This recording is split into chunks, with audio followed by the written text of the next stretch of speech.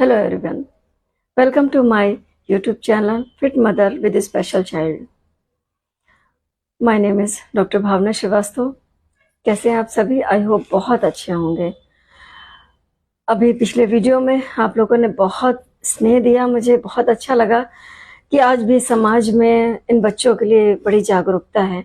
लोग जानना चाहते हैं कि ऐसे बच्चे क्यों हो जाते हैं, कैसे हो जाते हैं, हम कैसे इन बच्चों को पहचाने कि हमारे बच्चे में क्या दिव्यांगता है।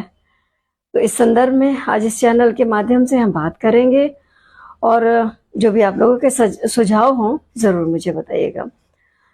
सबसे पहले एक माँ का एक क्वेश्चन था कि हमारे पास तो ऑलरेडी एक बच्चा है और हम कैसे पहचानेंगे कि हमारे बच्चे में कुछ समस्या है, क्या मानसिक दिव्यांगता है जिसे मंदबुद्धि कहते हैं, इंटेलेक्चुअल डेफिशिएंसी कहते हैं, क्या समस्या हो जाती है, क्या उसमें कोई लिसनिंग प्रॉब्लम है। तो आज उसी के विषय में हम बात करने जा रहे हैं कि कैसे पहचाने। अगर आप पहले से ही मदर हैं तो बहुत आसान हो जाता है आपका कंपैरिजन करना कि पहले हमारा बच्चा 4 महीने में बैठ जाता था या स्क्रॉलिंग करने लगता था, फर्स्ट वर्ड उसका कब निकला, उसके माध्यम से आप उसको जज कर सकते हैं। आप पहले बच्चे की माँ हैं जिसमें आप कुछ डिले डेवलपमेंट देख रहे हैं, तो सामान्य बच्चों में भी देख सकते हैं। आपने अपने भाई बहनों में देखा होगा, अड़ोस पड़ोस में देखा होगा कि एक बच्चे का फर्स्ट वर्ड कब निकला, क्या क्या असमानताएं होती हैं सामान्य बच्चों के कंपैरिजन में। तो जैसे कि एक होता है कि सामान्यतः डिले डेवलपमेंट होता है, 9 महीने में बच्चे का जब जन्म होता है, कभी कभी 7 मंथ में ही हो जाता है, कभी कभी कह सकते हैं। सबसे पहले तो ये कि इंटेलेक्चुअल डेफिशिएंसी में कभी कुछ 100% होता ही नहीं है। हम ये कह सकते हैं, ऐसा कह सकते हैं कि ऐसा हो सकता है। कभी कभी इंटेलेक्चुअल डेफिशिएंसी में बहुत सारे ऐसे केसेस देखे जाते हैं कि जो माइल्ड कैटेगरी के बच्चे होते हैं वो हाई स्कूल तक पास कर लेते हैं और ज़्यादा एफर्ट करने पे, मदर के एफर्ट से इंटरमीडिएट तक पहुंच सकते हैं। और ऐसा नहीं हो सकते नहीं, कुछ बच्चों के साथ ऐसा हुआ भी है कि एक मदर के एफर्ट से बच्चे बहुत आगे निकल गए हैं। तो अभी आप सबको भी हमें एक प्रयास करना है कि आप भी एक प्रयास करिए अपने बच्चों के साथ में कि अगर उन बच्चों में इंटेलेक्चुअल डेफिशिएंसी देख रहे हैं, सामान्य बच्चों से क्या अंतर है। सामान्यतः बच्चे देखते हैं कि एक वर्ड जो है बैबलिंग करने लगता है 3-4 मंथ में, तो क्या वो 3-4 मंथ में ना करके 8 मंथ में बैबलिंग कर रहा है, तो कहीं ना कहीं डिलेड है। अब डिलेड है, अब बच्चा डिलेड अगर डेवलपमेंट हो गया है तो एक हैरेसमेंट होने की ज़रूरत तो बिल्कुल नहीं है।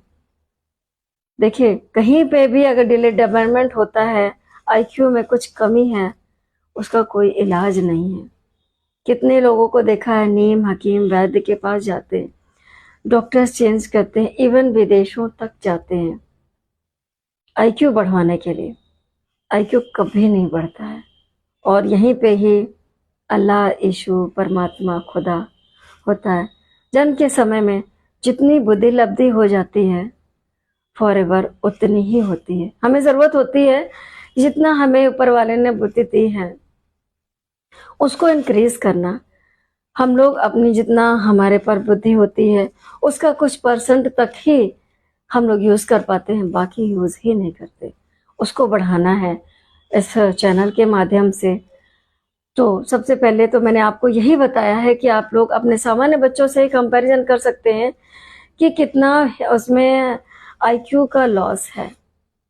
100% किसी के पास भी नहीं होता, लेकिन थोड़ा बहुत भी जो लॉस है, थोड़ा लॉस है, दैट मीन्स कि माइल्ड कैटेगरी में है, मॉडरेट है, सीवियर है या प्रोफाउंड है। जितने भी बच्चे के पास बुद्धि लब्धि है उसके हिसाब से ही हमको बच्चे को सिखाना है।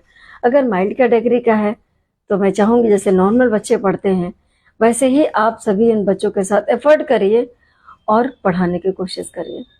नॉर्मल के कंपैरिजन में थोड़ा ज़्यादा प्रयास करना पड़ेगा, लेकिन ऐसा नहीं कि नहीं होता। उसके साथ प्रयास करने पे भी बच्चा कुछ क्षमता तक पढ़ सकता है।